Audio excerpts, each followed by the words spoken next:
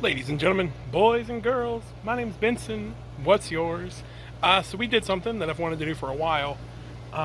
The idea is actually for my grandfather. He did it for my grandmother for their garden, and my grandmother has since moved her garden closer to her house so that she has better access to it, and so it's not getting as much sun all day. And so she let me have the pieces for this. So we officially finally got a garden in. It's actually our first official garden. We've probably got more vegetables going this year than we've ever had. Like, we've always done small ones. But I thought I'd show you what we've got going, what we've got planted, what we're waiting to go on. Because we've got plenty of vegetables kind of ready to come in. So even if we're, self-isolated for the next 6 to 7 months, it looks like. We got veggies coming in, and as far as toilet paper goes, I got pine straw. If you guys are running out of toilet paper and can't find it, let me know. I'll sell you some pine straw for like $1 a gallon or $1 a trash bag. It should work.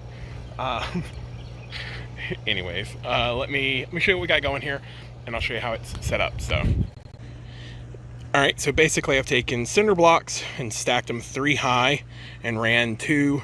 I think they're 1x6s, maybe they're 1x6s across them. And then we had the baby out here while we were doing it earlier. And then these are plastic, like 50-gallon barrels or 30-gallon barrels that have just been cut in half.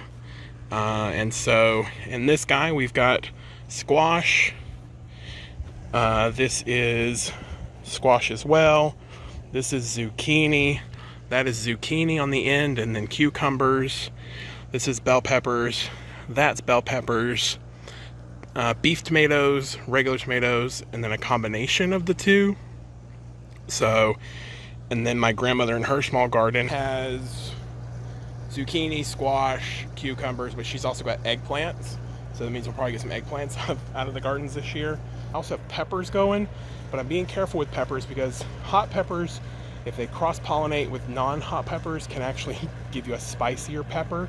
That's how they keep creating these hotter peppers. They take 2 spicy peppers and they cross-pollinate them, but I don't want to do that. So I have jalapenos, habaneros, and just plain banana peppers. I just have them in separate buckets around the house.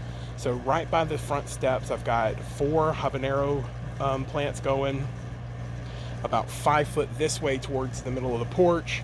I've got 4 jalapenos in a bucket going, and then on the other side of the steps I've got 4 banana peppers going. Now I did try something. I had a basil plant that I wasn't using it enough, so I planted it in the center of the habanero peppers, and I'm kind of hoping I get a little cross pollination between the two of those, and maybe get either some spicy basil or some basil-y habaneros. But yeah, I'm pretty excited. This will be our first official year. Hopefully this goes well, and then we'll get these guys harvested when it's time. And then I'm hoping to get into like canning and jarring and stuff. So hopefully this year will be my first year where I make homemade jelly. This is gonna be the first year I make homemade honey mead. Actually, I'm waiting on one ingredient to start my honey mead. And then I'm gonna start probably 3 or 4 gallons of honey mead from the honey we bought up in Tennessee.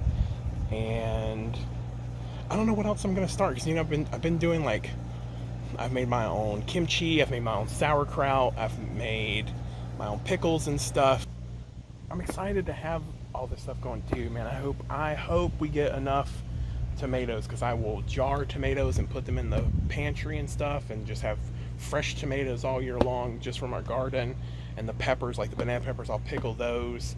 And then the habaneros and the jalapenos, I'll use those fresh till I can't use them anymore. And then I'll dry them in the dehydrator and ground them up and make pepper dust, basically like a seasoning out of them.